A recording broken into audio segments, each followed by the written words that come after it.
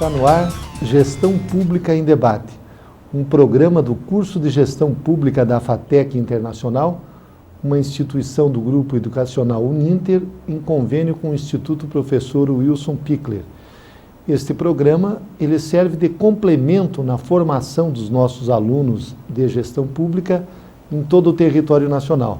Ele também é transmitido pela TV Comunitária de Curitiba, canal 5 da NET e 72 da TVA. No programa de hoje, nós vamos debater a educação como instrumento de transformação social. E o nosso primeiro entrevistado de hoje é o professor Velocino Bruck Fernandes. O professor Velocino Fernandes é aposentado do serviço público. Ele nasceu em São Francisco de Assis, no estado do Rio Grande do Sul, cursou o primeiro e segundo grau no Instituto Adventista de Ensino, em São Paulo, onde depois, por 6 anos, lecionou física e outros cursos. Ele também é formado em ciências exatas, as suas especializações são matemática, física e desenho geométrico, estudou na PUC do Paraná e na USP de São Paulo. Também frequentou o curso de pedagogia da UMEP, em São Paulo, e fez muitos cursos de pós-graduação, de especialização, de extensão universitária, e por muitos anos exerceu o magistério, não apenas em São Paulo, no Rio Grande do Sul, mas aqui no Paraná. Professor Fernandes, eu quero, em primeiro lugar, agradecer a sua participação, a sua presença em Gestão Pública em Debate, e o senhor que por mais de 50 anos vem pregando que a educação é a solução para o nosso país. Aliás, o senhor viveu aqueles momentos históricos no Rio Grande do Sul, quando o governador Leonel Brizola construiu, no final da década de 50, início dos anos 60, mais de 6.200 escolas. O senhor acha que para o Brasil melhorar, só uma revolução na área da educação? O que o senhor pensa a esse respeito, professor? Primeiro, eu agradeço a oportunidade de conversar aqui com você, diretor Jorge Bernardi, com os alunos que nos ouvem, os telespectadores que nos ouvem no Paraná e pelo Brasil, e dizer que eu não só vivi aquele tempo de uma revolução educacional no Rio Grande do Sul, como eu tive parentes que frequentaram as chamadas brizoletas, as escolas que o governador Leonel Brizola fundou, criou em cada rincão do estado. Então, qualquer rincão, o peão da fazenda, o peão da lavoura de arroz, agora o filho dele montava no cavalinho, ia lá na beira da estrada, tinha uma escola e uma professora lá. E eu tive parentes meus, por sinal, alguns deles formados hoje com título em curso superior, inclusive um médico, que começaram lá nas brizoletas. Aquelas escolas lá na zona rural. Aqui no Paraná eu tenho 3 irmãs, as 3 estudaram com bolsa concedida pelo Dr. Brizola, que ele comprava vagas nas escolas públicas. Particulares? Particulares, as escolas particulares, sim, né? Ele comprava vagas. E tenho 3 irmãs que aproveitaram, as 2 irmãs e uma sobrinha aqui em Curitiba, moram aqui em Curitiba, que hoje estão aí já formadas, aposentadas, etc., mas se beneficiaram. Então, eu conheço isso de perto na minha própria família. E, pela sua experiência, o senhor que tem pregado a educação como solução para o nosso país, professor Fernandes, o senhor acha que o Brasil precisa desse choque, dessa revolução na área da educação para que haja uma transformação, uma mudança social e o nosso país saia desse estágio entre país em processo de desenvolvimento para se tornar uma grande nação desenvolvida? Eu acho que não só é necessário, como é urgente. Urgente porque nós temos aí as gerações que se sucedem num processo educacional que não está correspondendo às necessidades da sociedade. Então, ou se mexe nisso logo, se avança logo, se acompanha esse embalo das coisas, ou nós vamos ficando cada vez mais para trás. A verdade é que isso é urgente Não precisa comentar o que aconteceu em vários países do mundo, por que o Japão se tornou potência econômica, por que a Alemanha, depois da guerra, é que esses países investiram, antes de tudo, em educação. Então não teve guerra, não teve nada que liquidasse aquele povo, porque havia cabeças pensantes. Eu sempre li um livro de uma escritora polonesa, que terminou a guerra na Alemanha. Então ela contava que terminou a guerra, a primeira coisa que se preocuparam na Alemanha foi reconstruir as escolas. Mandavam as crianças lá para um barracão, onde a escola tinha sido destruída pela bomba, eles mandavam a criança lá para um barracão, para algum lugar, uma fábrica, alguma coisa, mas não parou a escola. Acabou a guerra e dias depois as escolas estavam funcionando. Por isso que a Alemanha chegou onde chegou economicamente, aquela coisa toda. E o nosso processo brasileiro, além do lado econômico, nós temos o lado social. Nós estamos formando aí uma geração que não está encontrando o seu verdadeiro espaço, né, na vida social e econômica. Isso vai criando um problema social gravíssimo. Então é urgente essa revolução na educação no Brasil. O senhor falou de que está havendo problemas. O senhor, como educador, como professor, o senhor acha que hoje, professor Fernandes, o nível nosso da educação, de um modo geral, ele é inferior a 40, 50 anos atrás, quando o senhor começou? Como é que o senhor avalia o estágio? A nossa educação está muito dissociada da realidade brasileira? Eu venho daquele período em que o estudo era rigoroso. Só se tinha duas alternativas: saber e passar, ou não saber e não passar. Não tinha outra alternativa. Bom, o problema da massificação do ensino, né, ele foi bom porque a escola se expandiu. Mas, ao mesmo tempo, a qualidade do ensino foi perdendo por uma série de fatores. Né? Um deles, a pouca valorização do professor, o pouco preparo do próprio professor. Né? Então, a qualidade da educação foi perdendo terreno. E hoje nós temos uma educação que, na verdade, você vê, se um aluno passa do primeiro ano, primeiro até o fim do segundo grau, e ele parar ali, ele não sabe o que fazer da vida. Para que ele se preparou em todo esse período, que são 11, 12 anos da sua vida? Para que ele se preparou? Praticamente para nada. Ele está naquela expectativa ainda dos tempos passados, quando a escola era para preparar aluno para o vestibular. Porque, aliás, nem vestibular tinha, era preparar primitivo mesmo, era preparar os filhos da elite para mandar para a Europa para fazer cursos lá. Né? Nós ainda ficamos muito naquilo, nós não estamos numa escola tornando um ensino prático e objetivo para os nossos alunos. Além disso, tem um outro problema, que considero muito grave nisso aí, que é da formação da cidadania. A escola tinha que ter por função formar o cidadão. Uma das formações da cidadania é integrar o cidadão no mercado de trabalho. Mas não é só isso, não. É integrá-lo no meio social. E nisso a escola está falhando. Até porque o momento em que a família é uma instituição em crise no momento atual, então aquilo que a família fazia, criar escala de valores, né, certos valores da vida, hoje a família está deixando muito a desejar nisso pela própria circunstância, a própria desintegração da família. E a escola não está correspondendo a esse aspecto de fazer o cidadão se integrar à sociedade. Então, eu discuto sempre com professores, quando falo para professores por aí, o que é educar. E depois de algum debate, chegamos sempre àquilo: educar é preparar cidadãos e cidadãs para a vida. Certo? Portanto, é mais do que ensinar. É além do ensinar. Muito além, né? Ensinar, eu sempre digo, ensinar é transmitir conhecimentos. Essa é a parte mais fácil da educação.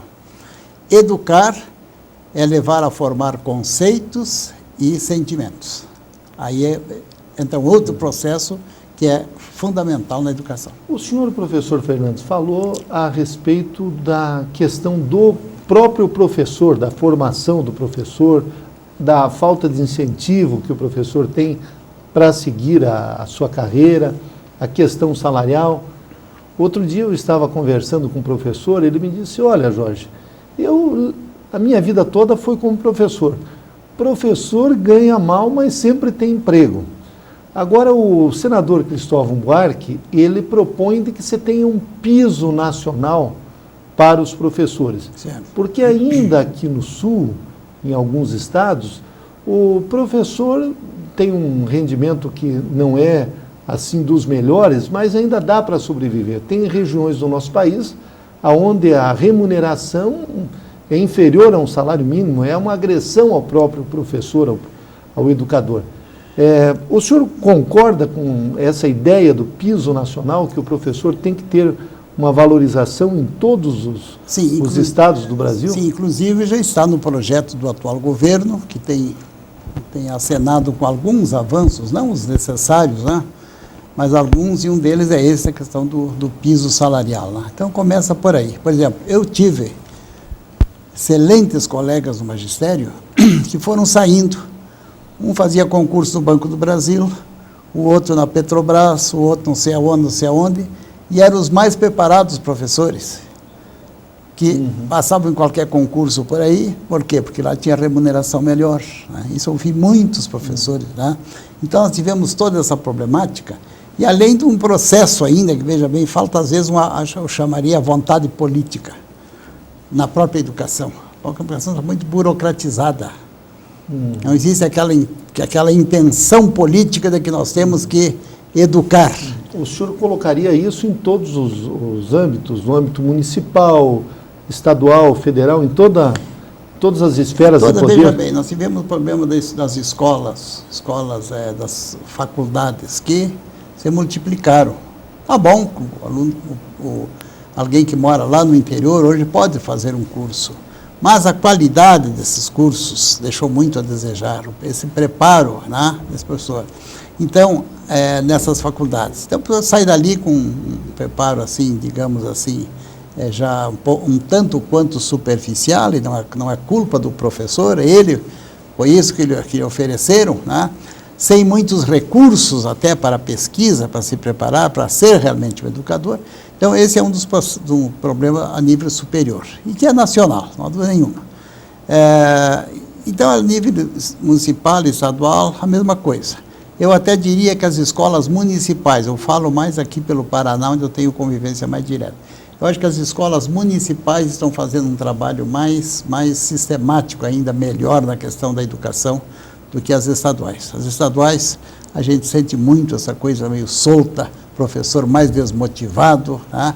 E o aluno também não está ligando muito para nada, né? E vem a violência nas escolas, e vem uma série de problemas que estamos vivendo aí, né? Eu acho que isso tudo se resolve, antes de tudo, com a vontade política.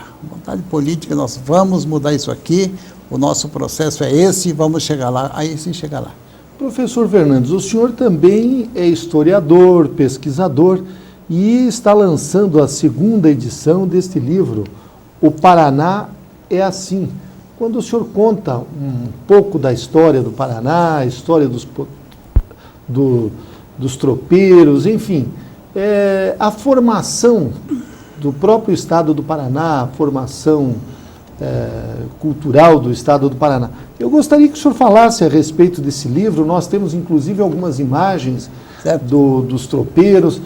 Esse livro o senhor divulga nas escolas todas do aliás, Estado? quero dizer que já está no fim da 2ª edição e já estamos preparando a 3ª. Felizmente, esse livro tem boa aceitação. Não tanto pelo seu conteúdo, assim, digamos, em profundidade, mas pela sua forma didática. Nós conseguimos colocar nesse material, O Paraná é Assim, uma síntese didática do Estado do Paraná, começando pelos seus primórdios, né?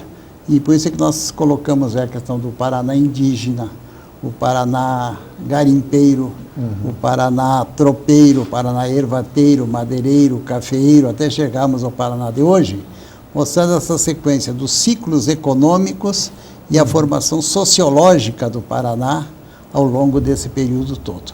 E com isso nós podemos ter uma ideia do que é o Paraná, qual foi a sua história, os principais momentos da sua história, tá? E quais os fatores que contribuíram para o Paraná chegar aonde chegou, e chegando... Ele é um livro bastante didático, professor, inclusive com figuras, com fotografias, com desenhos, né? O senhor trata aqui de detalhes importantes, por exemplo, os caminhos dos índios, desde o caminho do Piabiru, Itupava, Ambrósios. Veja bem, esse é um problema. O Paraná, ele tem uma importância histórica muito grande aqui na região sul do Brasil. A região sul do Brasil começou pelo Paraná, começou por Paranaguá. Certo. Aí foram descendo, fundaram São Francisco, mas tudo começou com a notícia do ouro em Paranaguá. Tá? E foram, então, esses caminhos, como podemos ver aí, né? algumas imagens, né? Esses caminhos históricos eram caminhos indígenas. Nós temos o caminho do Itupava, era o caminho que ligava a serra. Aliás, o senhor percorreu alguns desses caminhos aqui até? mesmo estamos vendo uma imagem onde estou numa cavalgada subindo precisamente o caminho da serra. Da Serra do Mar. Da Serra do Mar. Aqui no Paraná. Aqui no Paraná. Mas vendo viagem de Viamão a Sorocaba. Essa viagem de Viamão a Sorocaba, quantos meses vocês levaram? 35 dias. 35 dias de Na época dos tropeiros levava esse período também? Não, mais. Mais porque os tropeiros, veja bem... Tinha tropa. Então tinha tropa, que tinha todo um processo lá. Tá. Nós íamos numa cavalgada, né? Então, levamos assim, o tropeiro levava meses, porque ele tinha todo um processo, tinha que ir dando pastagem para essa tropa. Aqui o Paraná era um local que essas tropas, quando vinham do sul, passavam toda essa serra aí de Santa Catarina e dos Norte Rio. Quando chegavam aqui, esses animais já vinham magros. E tinham que chegar à feira de Sorocaba em bom estado, porque era uma feira. E ninguém leva tomate miúdo para vender na feira, porque perde para o graúdo. Então, as fazendas do Paraná se tornaram um ponto de engorde desse gado. Era ponto de criação, mas muitas fazendas nem criavam, só arrendavam os campos para os tropeiros engordarem as tropas que chegavam aqui e daqui levavam. Muitas cidades, professores, nasceram nesses locais. Castro parece uma dessas paradas, né? Não, veja bem. Todas as cidades históricas do Paraná são tropeiras. Você começa todas? Lapa? Começa por Rio Negro, Lapa, próprio Campo do Tenente. Campo do Tenente. Depois chega Palmeira, aí você chega Ponta Grossa, Castro, Carambeí, que no tempo não era cidade, mas hoje era uma parada. Chega Piraí do Sul, Jaguariaíva e Sengés. Todas essas cidades foram pousos de tropeiros, inclusive elas estão a mais ou menos 30, 40 quilômetros uma da outra, que era uma jornada da tropa durante o dia. Um dia mas não eles faziam esse percurso. Exatamente. Mas não é só isso, eles vinham, abriu-se um outro caminho que vinha por Palmas, Guarapuava, que foi que fundou a cidade de Palmas, de Clevelândia, de Mangueirinha, de Guarapuava, de Prudentópolis, de Imbituva, de Reserva do Tibagi. Então, todas as cidades históricas do Paraná são tropeiras. E não só eram passagem de tropas, como alguns pensam, e pouso de tropa. Os paranaenses também eram tropeiros, né? Aqui nós estamos mostrando algumas imagens, por exemplo. O centro de Curitiba, né? Centro aqui histórico. O centro de Curitiba, quando precisamente o ciclo do ouro, né? Terminou o ciclo do ouro do Paraná, e o resultado foi a fundação de Curitiba, Paranaguá e Curitiba, do ciclo do ouro. Né? Daí para diante o ciclo do tropeirismo passa a exercer uma influência muito grande. Né? Depois do ciclo do ouro vem o ciclo do tropeirismo. Né? E esse tropeirismo começa no Paraná. Tem gente que pensa que o tropeirismo é uma coisa que vinha do sul e passava para o Aliás, dizem que o chimarrão, ele é do Paraná. Os gaúchos é que importaram o nosso chimarrão. Tem uma história nesse sentido, tem o seguinte, inclusive aí no meu livro eu coloco, mostro inclusive a região lá. O senhor, embora seja gaúcho, o senhor quer resgatar a verdadeira história. História é história. Às vezes eu até entro em certo conflito com os meus colegas gaúchos, né? Algumas coisas. Por exemplo, a erva mate. Erva mate, os espanhóis descobriram que os indígenas usavam aquele chá aqui da região do Guairá, que hoje é Paraná. Sim. Portanto, começou aí. E aí começou a comercialização, o preparo dessa, que logo os uruguaios, os paraguaios, né, de Assunção, mandavam buscar matéria-prima, preparavam e começaram a vender esse produto que logo se tornou de uso comum em toda a América do Sul. Depois o Brasil passou a fabricar erva mate. Na verdade, os índios guaranis e caigangues usavam o chimarrão desde o Mato Grosso do Sul até o Rio Grande do Sul. Então, já usavam quando os portugueses aqui chegaram? Portugueses e espanhóis, quando chegaram os europeus. Onde tinha os guaranis e os caigangues, eles usavam aquela erva, era a caí. Cá, mato e água, erva com água, aquilo era comum entre os guaranis ou congói dos caigangues. Só que os espanhóis descobriram esse uso aqui no Paraná. E aqui começou a comercialização.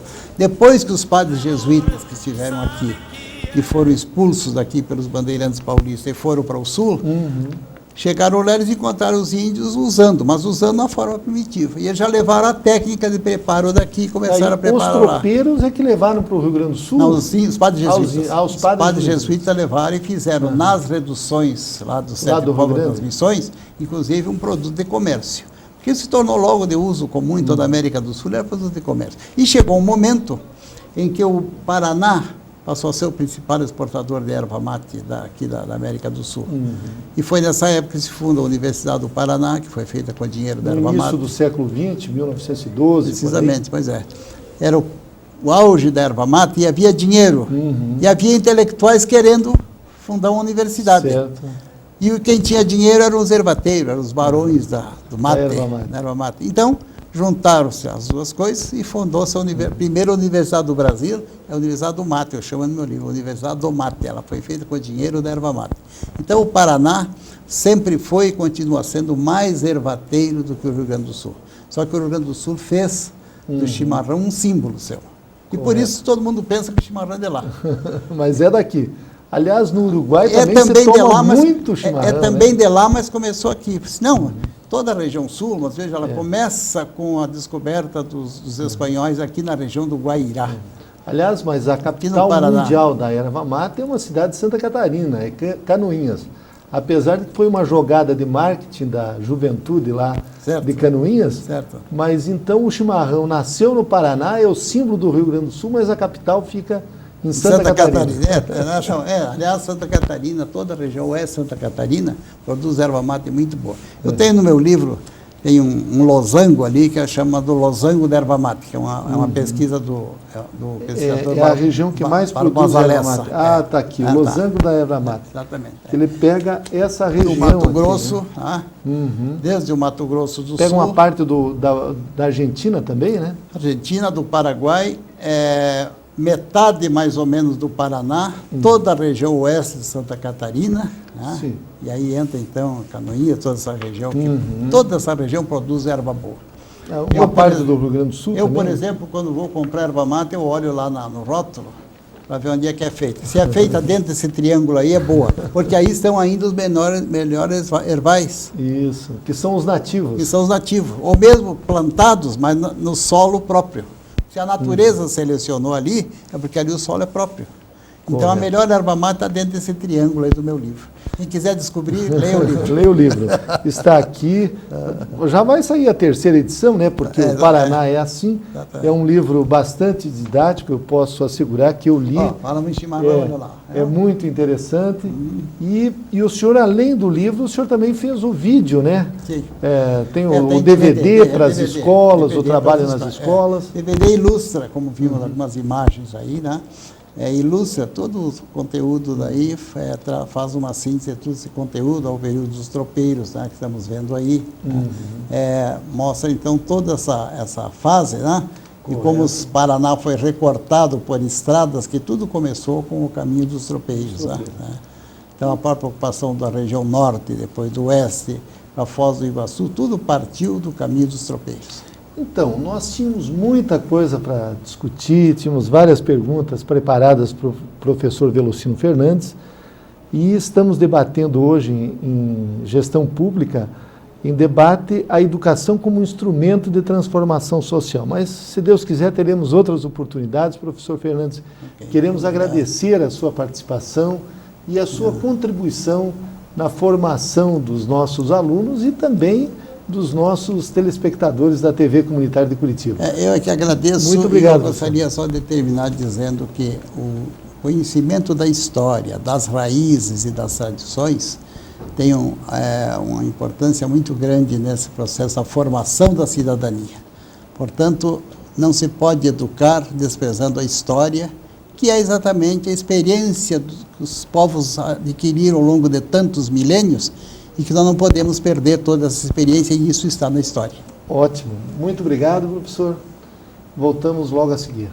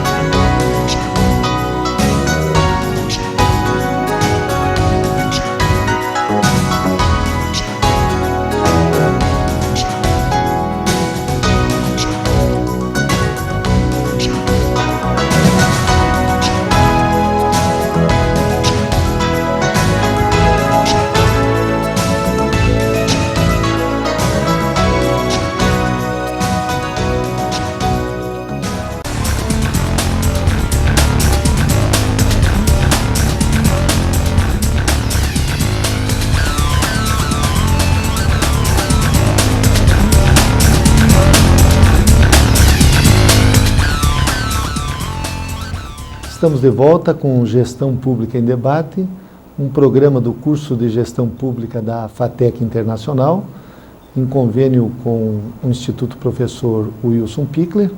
Este programa, ele também serve de complemento na formação dos nossos alunos do curso de Gestão Pública em todo o território nacional. Hoje nós estamos debatendo a educação como um instrumento de transformação social. E a segunda convidada do programa de hoje é a professora Alaine de Andrade Silva. Ela é licenciada em Letras, Português e Inglês, ela é especialista em ecoturismo, também especialista em Magistério Superior, ela é professora do Instituto Brasileiro de Pós-Graduação e Extensão, o IBPEX, é mestre em Educação pela Universidade Federal do Paraná, e supervisora pedagógica da FATEC Internacional. Aliás, é supervisora pedagógica também do nosso curso de Gestão Pública. Sim. Queremos agradecer muito à professora Alaine. E o nosso tema de hoje, professora, diz respeito à educação, que é a sua especialidade. A senhora, com a sua experiência como educadora, como professora, a senhora acha que o processo educacional no nosso país, a formação dos nossos professores e principalmente das nossas crianças, dos nossos jovens, tem melhorado ou poderíamos melhorar ainda muito mais? A senhora está à vontade aí para fazer as críticas que achar importante. Ela é difícil no seguinte sentido. A gente tem, eu acho interessante, falando já em políticas públicas, né? Correto. Eu não consigo ver a educação segmentada. Por quê? Porque quando você pensa o processo educativo, você tem que pensar desde a educação básica até o ensino superior, que é quando você vai formar o profissional de educação. Se nós pensarmos nessa relação que existe entre a base, que se for boa, eu terei lá na ponta, ou seja, no ensino superior, um bom profissional, com certeza a gente tem, ou teria, uma educação formadora e não deformadora, como nós estamos vendo por aí. Agora, eu tenho que acreditar como educadora que alguma coisa está mudando. Essas novas tecnologias, por exemplo, agora o ENAD, ele comprovou de que os cursos superiores à distância, os alunos dos cursos de educação à distância se saíram melhor do que os presenciais. É verdade. A senhora acha que essas novas tecnologias, até o uso da informática, da televisão, tem influência? O aluno que estuda à distância, ele pode estar se preparando melhor do que o aluno presencial? Como é que a senhora vê? A senhora é a supervisora das duas áreas, né? Tanto presencial quanto à distância. Eu vejo como um paradigma, como um modelo, ou seja, Como é que funciona? Aí a gente teria que fazer uma análise da relação ensino-aprendizagem na modalidade à distância e no ensino presencial. O que muda? O perfil do aluno, o papel do aluno, do professor, como é que essas relações se dão nesses dois ambientes, nessas duas modalidades? É muito simples. Na modalidade presencial, nós ainda achamos e acreditamos que eu só vou aprender e ser um bom aluno se eu tiver um bom professor. É lógico que nós, educadores, temos que ser sedutores, no bom sentido, né? Claro. Sedutores do intelecto, explorando um pouco a curiosidade, estimulando a curiosidade desse aluno. Na educação à distância é diferente, é um caminho mais solitário. Eu diria que o perfil do aluno na modalidade à distância, ele no início ele tenta repetir os mesmos erros do ensino presencial, mas quando ele percebe que ele é o artífice, ou seja, ele é que vai ter uma boa educação se ele tiver compromisso com a sua aprendizagem, se ele for buscar e usar todas as ferramentas que nós disponibilizamos. E as ferramentas tecnológicas que nós disponibilizamos para os nossos alunos, no caso o Grupo Ninter FATEC, para o ensino à distância, nós disponibilizamos no ensino presencial. E é interessante que a utilização das ferramentas pelo aluno que está distante do professor é 100% praticamente. E do aluno presencial, não, porque ele se apoia. O professor ainda continua sendo o responsável, quase que 90% pela minha aprendizagem ou não. Na imagem do professor. Então, professora Elaine, os próprios técnicos do MEC, ao justificarem o sucesso, podemos assim dizer, do ensino à distância, alegaram, não, mas é que no ensino à distância as pessoas são de mais idade, são pessoas maduras, daí foram pegar os alunos da mesma faixa etária, nessa faixa etária também os alunos do curso à distância se saíram melhor do que os cursos presenciais. Eu acho que não tem a ver com idade ou coisa que o valha. Eu acho que é a preparação desse aluno mesmo. Eu acho que o aluno, primeiro, o perfil do aluno à distância, ele tem que ser um aluno, até pela própria modalidade, pelo material, no nosso modelo, né? O aluno recebe um livro, ele recebe material escrito, mídia escrita. Nós trabalhamos com a mídia escrita também. E isso faz com que ele tenha que saber ler. Se ele não só, ele vai ter que ler, ele vai ter que aprender a ler. Ele entendeu o que está lendo. Entendeu, lógico, ele está lendo. Então, ele já está familiarizado com a atividade de leitura. Essa competência, nós estamos trabalhando com esse aluno, na modalidade à distância, no caso da FATEC, e tem que ser trabalhado do aluno presencial também. Aqui eu atribuiria essa performance melhor do aluno na modalidade à distância, conforme você colocou do ENAD, eu colocaria exatamente em função disso, de habilidades e competências trabalhadas nesse aluno, nesta modalidade. Sim, tem um pouco a ver com a questão do perfil, mas eu acho um fator interessante de se pensar também, é que nós, onde nós estamos na educação à distância? No Brasil inteiro. Nós estamos em aldeia indígena, nós estamos em ilha? Sim, em Vamos ilhas. inaugurar, inclusive. Nós estamos em lugares assim, inimagináveis. Só para ilustrar um pouco o que eu vou dizer, nós tivemos, no caso de material didático, uma telesala lá no Amazonas reclamando que não chegava o material didático. Fomos fazer um levantamento, a nossa logística, e ele chegava por barco, e o barco tinha virado. Quer dizer, coisas que nós aqui, né, na corte, na sede, na capital, a gente nunca imagina os caminhos que nós estamos percorrendo para chegar. E esse aluno, ele reconhece o trabalho que a gente faz e ele se apega a essas informações e ele busca, ele tem um comprometimento maior com a sua aprendizagem. Professora Elaine, as grandes universidades do mundo todo já estão colocando o conteúdo das disciplinas na internet.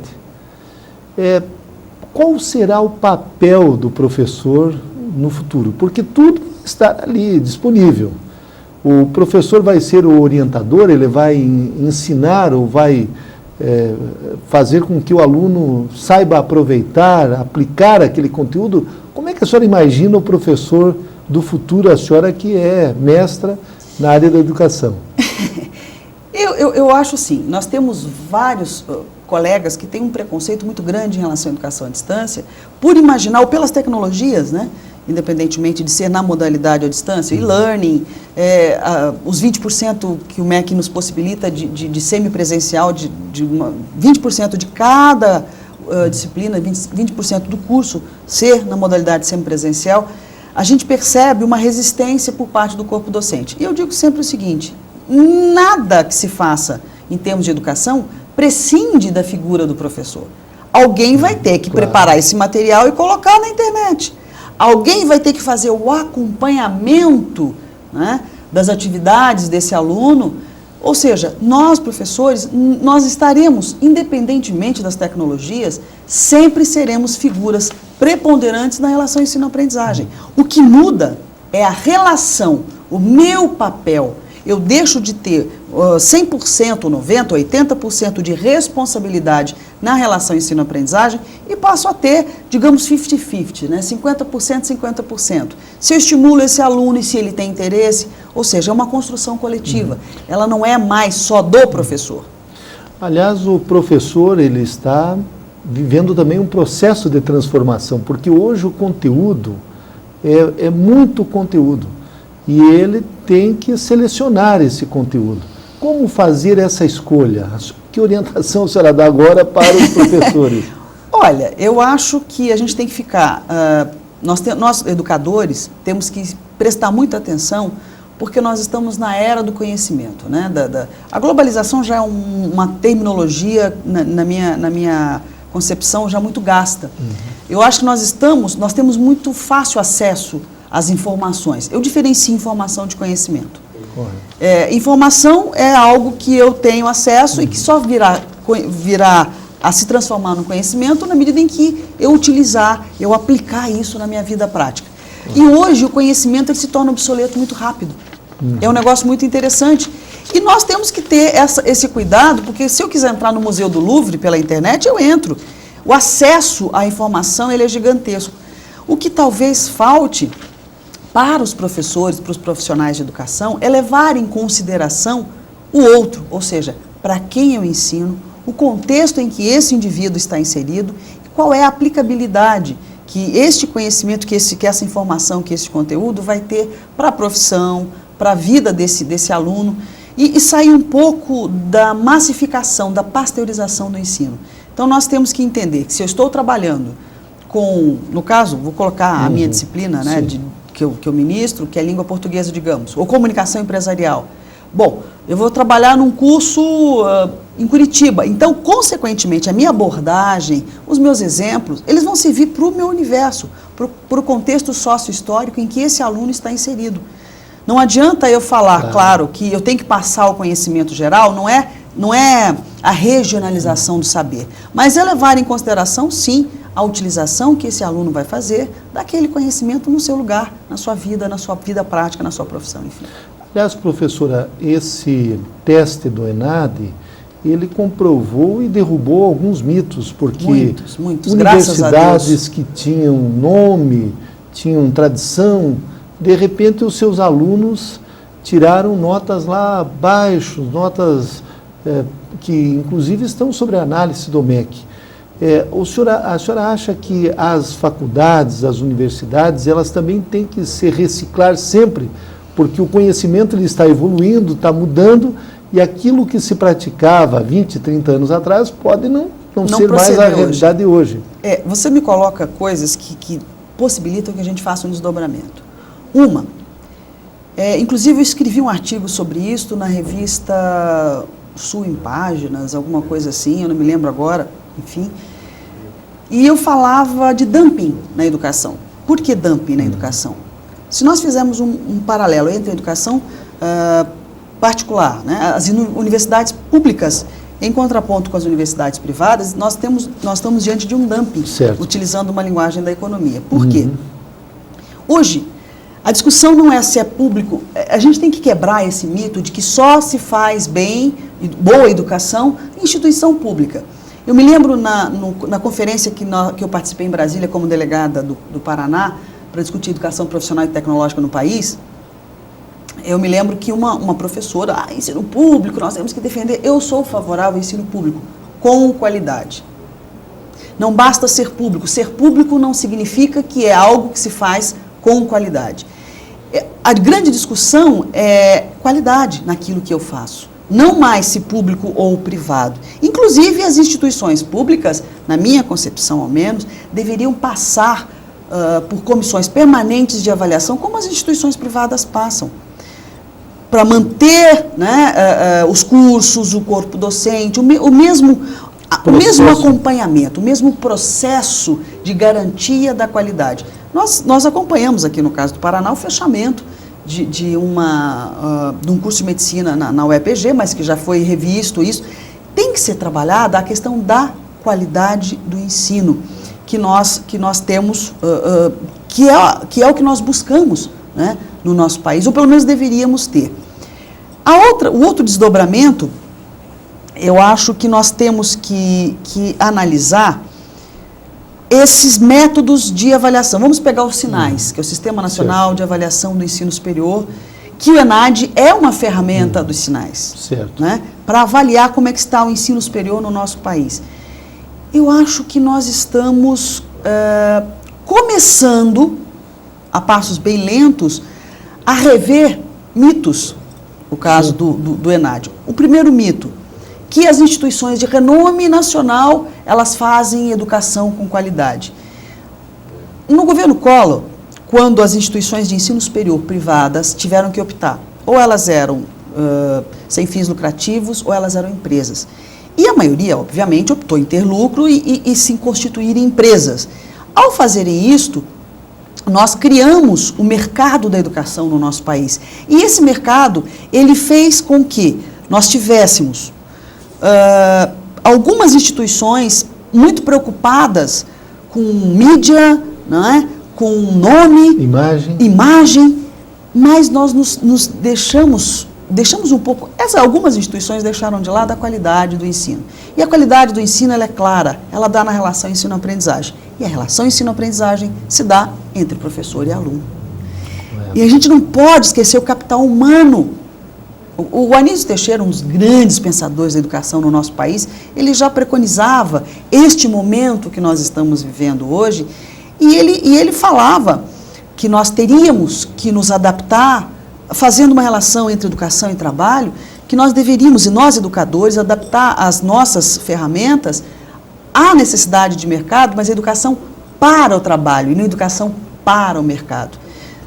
Eu vejo hoje instituições de ensino oferecendo cursos que a gente percebe que os indivíduos vão se formar e não vão ter mercado, eles não vão ter espaço no mundo do trabalho. Aliás, professora Laine, pesquisas apontam que 50% das pessoas que se formam num curso superior não atuam na área em que se formaram. Então, isso demonstra uma total falta de sintonia com a realidade do trabalho. Absoluta. Inclusive, nós vamos um pouco além. Eu acho que as discrepâncias são muito maiores. Por exemplo, eu vejo uma ausência de diálogo entre o Ministério da Educação e o Ministério do Trabalho. Por quê? Digamos, no caso dos cursos tecnológicos, vamos pegar como pano de fundo os cursos tecnológicos. Se o Ministério da Educação possibilita esse tipo de formação, atendendo a um segmento específico da nossa sociedade, que tem um perfil específico, quando você vai trabalhar, o indivíduo formou-se, o Ministério da Educação diz que tudo bem, cursos reconhecidos. Nós temos editais de concurso público, vou dar um exemplo da Petrobras e outras prefeituras, né, que não aceitam tecnólogos. Como? Porque não é uma profissão reconhecida. Na minha cabeça, pelo menos, de educadora, é algo óbvio. Se o Ministério da Educação faz toda aquela... Inclusive, eu até quero comentar sobre as exigências do Ministério da Educação para abertura de cursos superiores. Aliás, eu gostaria que a senhora até abordasse esse aspecto. Eu vou terminar meu raciocínio que tem a ver com isso. E não é uma profissão reconhecida. E eu falei, gente, mas que falta de diálogo entre... Sim, é uma profissão que está atendendo uma necessidade do mercado de trabalho. Com certeza. E o que está faltando, né? Falta um diálogo, inclusive de discutir, quando você coloca o tema do programa de transformação social, a gente precisa saber que tipo de sociedade a gente quer também, né? Exatamente. Antes de eu discutir a transformação da sociedade, será que não é essa sociedade que muita gente quer ter? Excludente. Né? Excludente. Mas, como eu falava, dos paradoxos das discrepâncias. Na FATEC nós tivemos alunos, tivemos porque eles já se formaram, 2 alunos que são oriundos de Taiwan, que é a Formosa, que é a China capitalista, que não aceitou o comunismo Bom, eu do Mao não sei Tse. qual que é mais capitalista agora, se é o continente época, ou a ilha. Agora já está Isso. já está mais ou menos par e passo, né? E aí eles não falavam nem inglês, uma dificuldade muito grande na língua portuguesa, eu não falava mandarim, quer dizer, era uma loucura, não havia uma língua intermediária para que nós pudéssemos nos comunicar. Eu disse, não, vou dar aula particular de português para vocês. E no decorrer das aulas, eles me olhavam com uma admiração muito grande, e depois de um certo período, a gente teve que se entender, nós tivemos que descobrir mecanismos para... E eles se formaram em comércio exterior, excelentes alunos, por sinal. E um dia um deles virou e disse assim, professora, a senhora deve ganhar muito bem. Como eu conhecia o senso de humor dos meninos, eu sabia que não era deles, não era uma piada, né? Eles não estavam sendo irônicos. Eu disse, por que você me pergunta isso? Não, porque lá no nosso país, a profissão mais exigente, o tempo mais exigente para se formar é de professor. Eu disse, como aqui no Brasil, né? Aí eu fui irônica com eles, lógico. O que eu quero discutir? Nós temos, para você ser professor, qualquer profissional da área de educação, são os cursos mais fáceis para você entrar. Passar no vestibular? Passar no vestibular e mesmo a formação. Não há muita preocupação, por exemplo, com os cursos focados na área de educação. E a gente percebe um grande contingente de pessoas que queriam fazer psicologia, não conseguem entrar, fazem pedagogia. Não que nós não tenhamos profissionais que estão na área de educação, eu estou por opção, que estejam na área de educação por vocação e por opção. Então isso faz com que nós não tenhamos tanta qualidade quanto gostaríamos. E um paradoxo que eu vejo no reconhecimento dos cursos superiores é a exigência em relação a mestres e doutores. O MEC faz essa exigência. Para você ter uma nota X ou Y e ter os cursos autorizados e reconhecidos, você tem que ter um número X de mestres e doutores. E a minha grande indagação parte do seguinte princípio. Ora, os nossos mestrados e doutorados são focados para pesquisa. Como é que ficam as situações das faculdades que não têm como obrigatoriedade a pesquisa? E aí isso faz com que nós tenhamos cursos validas de mestrado e doutorado. Infelizmente, colegas que precisam, para permanecer no ensino superior, eu tenho que ter mestrado e doutorado, porque senão eu estou fora do mercado educacional, mas também não nos informam, ou não informam a esse profissional da educação, que se ele não escolher um curso que tem aderência na disciplina que ele ministra, na unidade curricular com a qual ele trabalha, também vai ter problemas de pontuação. Então, eu acho que precisa se rever isto. Será que não seria o momento, não está passando da hora de nós criarmos mestrados e doutorados para educadores? Será que não está na hora de nós exigirmos que todos os profissionais que ministram aulas em ensino superior tenham um mestrado na área de educação? Professora Elaine, mudando um pouco o enfoque, qual é a sua opinião a respeito da mudança, digamos assim, da educação básica, passando de 8 para 9 anos? Nós sabemos que há uma certa resistência por parte dos pais, porque eles querem que os filhos estudem o mais rápido possível, cheguem à faculdade. Mas a senhora, como educadora, a senhora defende um ano a mais na educação básica? Jorge, eu fico impressionada.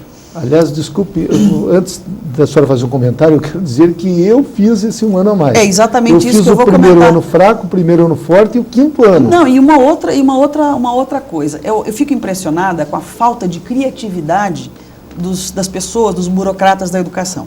Uma coisa é você fazer educação, a outra é você pensar a educação. Eu sou oriunda de uma época em que nós tínhamos o admissão. Isso, também, mas você é bem mais jovem. Claro, nem tanto, né? O que eu percebo? É a repetição, são modelos que vão e vêm, e no intuito de se fazer algo pseudo diferente, nós acabamos incorrendo nas mesmas etapas, na mesma concepção de educação que se tinha nos anos 70, quando nós tínhamos o 5º ano, que era a admissão.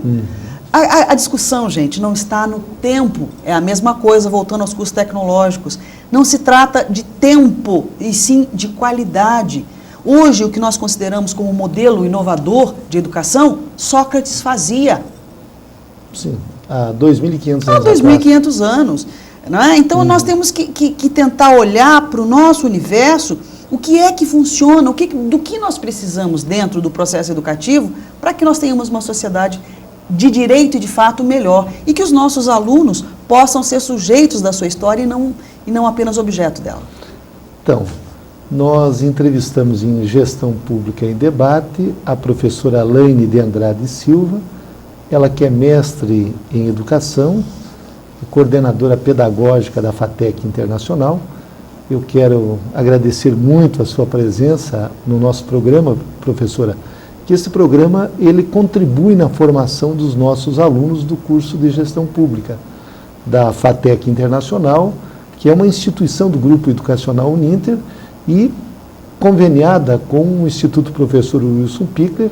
Este programa ele também é retransmitido pela TV Comunitária de Curitiba, canal 5 da NET, 72 da TVA. Muito obrigado. Pena que o nosso tempo terminou, mas em outra oportunidade nós vamos ouvi-la novamente. Obrigado. Eu que agradeço.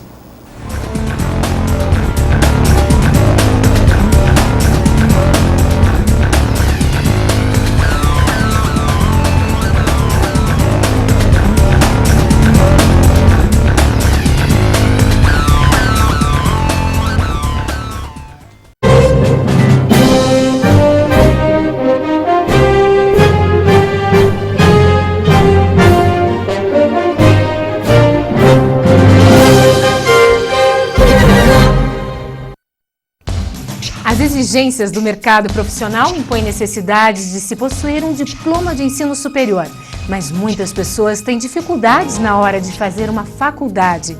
Na maioria das vezes, o curso desejado não existe na cidade onde se mora, dificultando o acesso ao conhecimento dos brasileiros. A falta de tempo, combinada com os problemas pessoais, como o de renda, também são alguns dos obstáculos para a realização ou continuidade dos estudos. Muitos brasileiros estão encontrando a solução no ensino à distância para realizar o sonho de concluir um ensino superior. A educação à distância tem mostrado grande importância para atender um número incalculável de alunos que estão atrás de conhecimento. No entanto, esta modalidade de ensino não é uma novidade. Com origem no século XVIII, o IAD era feito através de correspondências e foi uma experiência que deu certo. Neste cenário, o Grupo Educacional Uninter surgiu investindo no que há de melhor em tecnologia e metodologia do ensino à distância, melhorando o sistema de ensino e levando estudo de qualidade a todas as pessoas. Hoje, com a videoconferência e com a informação via satélite, é possível assistir a aulas em tempo real em telesalas, de forma com que haja uma interação entre aluno e instituição de ensino. Com este suporte, o IAD está tomando um caminho de democratização da educação, fundamental para um país como o Brasil, que tem mais de 85% dos brasileiros acima de 18 anos que ainda não fizeram curso superior. Com a difusão do ensino à distância, o Uninter quer promover a diminuição da migração regional, fixando as pessoas em sua região de origem, promovendo o desenvolvimento local através da qualificação dos profissionais da região. Agora, conheça em detalhes a metodologia, bem como a tecnologia empregada no ensino à distância, que tem sido um dos maiores fatores de crescimento da educação no Brasil. Em cada cidade onde se faz presente, o Grupo Uninter trabalha em parceria com escolas de 1º e 2º grau, aptas a oferecer estrutura física compatível com a estrutura que o grupo apresenta em suas unidades em Curitiba, dentro dos padrões exigidos pelo MEC. Essas escolas parceiras são chamadas de centros associados e passam por uma rigorosa avaliação antes de serem escolhidas pelo grupo. Após esta avaliação, os centros associados passam a receber o sinal das aulas via satélite nas chamadas telesalas. Através de satélites banda C e banda KU, o EAD Uninter conta com sinais digitais via satélite durante 24 horas por dia, garantindo um sistema de comunicação simultâneo para todo o país, permitindo que, por meio da metodologia de educação à distância da EDSAT, Rede Brasileira de Educação via Satélite, centenas de telesalas tenham, ao mesmo tempo, cursos de graduação e pós-graduação, assim como seminários e palestras. Um dos grandes diferenciais desta modalidade de ensino é que o aluno, se não puder estar presente na telesala de sua cidade, pode assistir às aulas no centro associado mais próximo.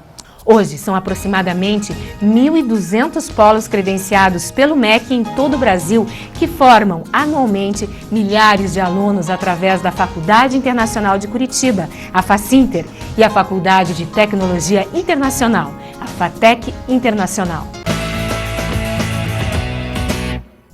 No ensino à distância, a interatividade entre alunos e professores é fundamental. No grupo educacional Uninter, o aluno pode fazer questionamentos durante as aulas através do serviço 0800, internet e diversos outros, como chat, Claro Line, vídeo on demand e ambiente colaborativo. Para cada disciplina de todos os cursos superiores, o aluno recebe livros elaborados pelos professores que ministram as aulas via satélite.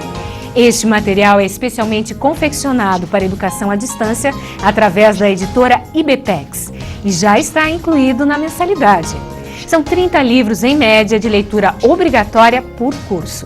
Empresas também podem participar da sistemática de ensino à distância do Grupo Educacional Uninter, oferecendo a seus colaboradores cursos e treinamentos no próprio local de trabalho, contribuindo desta forma com seus programas de responsabilidade social. Uma iniciativa como esta qualifica os trabalhadores e aumenta a produtividade. É bom para a empresa e melhor ainda para o funcionário. São dezenas de opções de cursos à distância autorizados e reconhecidos pelo MEC e ministrados pelos melhores profissionais da área educacional brasileira. Os alunos de todo o Brasil podem ainda dar continuidade aos seus estudos através de pós-graduação e MBA pela metodologia à distância. A seriedade com que trabalha e a confiança que o Grupo Educacional Uninter conquistou ao longo dos últimos anos tem colocado profissionais altamente qualificados no mercado de trabalho brasileiro, realizando sonhos e contribuindo para o desenvolvimento social e econômico do país. O ensino à distância foi formatado para dar oportunidade aos jovens de ingressar na vida profissional. Porém, devido às facilidades que o sistema oferece, os profissionais que desejam aprimorar seus conhecimentos também têm aproveitado esta chance de crescimento. Com qualidades ímpares, o ensino à distância vem ganhando cada vez mais espaço no Brasil. As vantagens que mais se sobressaem para os alunos são mensalidades acessíveis, que permitem ao estudante adequá-las ao orçamento. Aulas uma vez por semana, facilitando a adaptação de horários e proporcionando mais tempo livre para estudo planejado. E qualidade de ensino, que incentiva o aluno ao crescimento intelectual e profissional. No EAD, os extremos são notórios, mas isso significa harmonia e desenvolvimento em conjunto. O ensino à distância está presente, por exemplo, em grandes centros e também em pequenas cidades, oferecendo as mesmas oportunidades a todos.